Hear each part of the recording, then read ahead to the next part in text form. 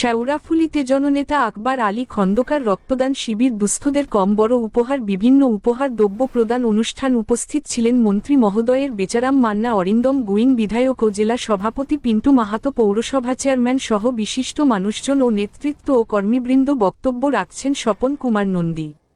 চলুন ঘটনাটি বিস্তারিতভাবে দেখে নেওয়া যাক বাংলার আওয়াজ আরামবাগের পর্দায়।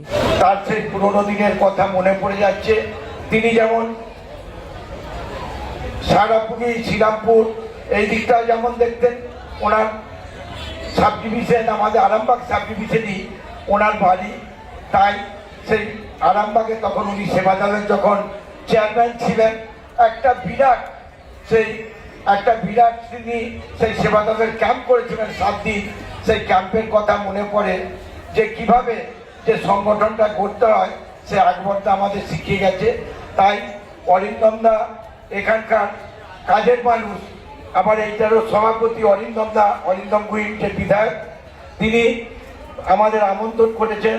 আমাদের পিন্টুদা, আমাদের এই চেয়ারম্যান এখানকার পিন্টুদা সহ, একটু আগে মনোজ বক্তব্য রেখে গেল। মানুষ আমাকে বারবার বলেছে যে দাদা আসতেই হবে। আপনারা জানেন যে দিদি আজকে অনেক উন্নয়নের পাঁচালী থেকে আরম্ভ করে অনেক কর্মসূচি দিয়েছে। সকালে সেই সব কাজ করেও এবার আমাদের ওখানে থাকতে হবে।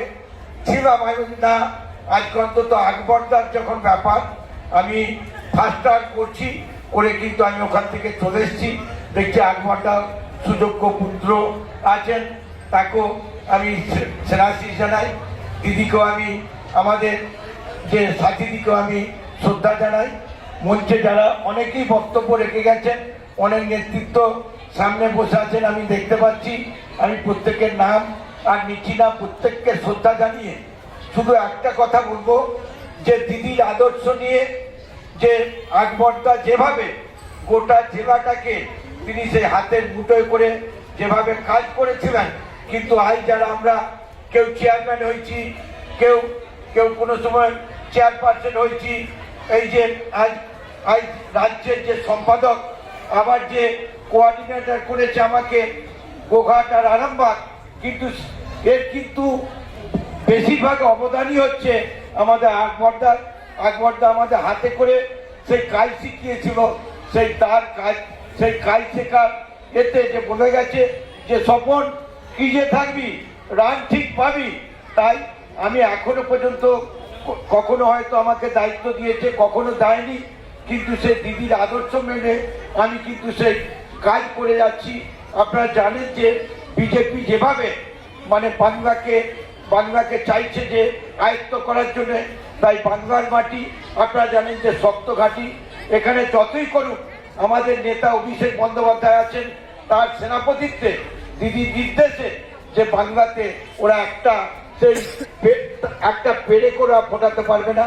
তাই বক্তব্যকে দীর্ঘায়িত করবো না, শুধু বলবো যে সেই আকবরদার যে আন্দোলন, সেই ভিখারি পাসওয়ান থেকে আরম্ভ করে সেই কল্যাণদা তখন সেই কোর্টে লড়তেন, আইনজীবী ছিলেন, সেই সব দিনের কথা মনে পড়ে যাচ্ছে। ওখানে রমেনদা দেখছি অনেক পুরনো মানুষ আছে, সিংদা আছে, আমি দেখছি অনেক পুরনো মানুষ আছে। তাই সেই এখানে সেই ছাত্রগঞ্জে এখানে সেই গঙ্গার ধারে সেই আকবরদার সাথে বসে অনেক নির্দেশ দিতেন, অনেক কথা হতো। তাই তাকে আমি শ্রদ্ধার সাথে স্মরণ করে প্রণাম করে, আপনি যেখানেই থাকুন আকবরদা, আপনি আমাদের আশীর্বাদ করুন। দিদির কর্মসূচিগুলোকে যে 100টা যে কর্মসূচি আছে, সে কন্যাশ্রী থেকে রূপশ্রী থেকে আপনার লক্ষ্মী ভাণ্ডার থেকে আরম্ভ করে যে মানবিক যে 100টা যে কর্মসূচি আছে, সেই কর্মসূচি যেন আমরা সকলকে নিয়ে আমরা যেন পালন করতে পারি। আর দিদি যেভাবে কাজ করছে, তাই শুধু বাংলা নয়, গোটা ভারতবর্ষের মানুষ চাইছে যে সেই কবির ভাষা বলো বলো বলো সবে শতবিনা বেলুরাবে ভারত আবার জগৎ সভায় মমতা বন্দ্যোপাধ্যায় হাত দিয়ে শ্রেষ্ঠ আসন হবে, ধর্মে মহান হবে, কর্মে মহান হবে নবদিনমণি। সেই মমতা বন্দ্যোপাধ্যায় সেই আশীর্বাদ ধন্য যে সেই আকবরদা ছিলেন, সেই আকবরদার আবার আমরা খুব কাছের মানুষ ছিলাম। তাই আবার সেই আকবরদাকে আমি শ্রদ্ধা প্রণাম সালাম নমস্কার জানিয়ে আমি আমার বক্তব্য শেষ করছি। নমস্কার, খোদা হাফেজ। মমতা বন্দ্যোপাধ্যায় জিন্দাবাদ, অভিষেক বন্দ্যোপাধ্যায় জিন্দাবাদ, আকবর আলী অমর রহে।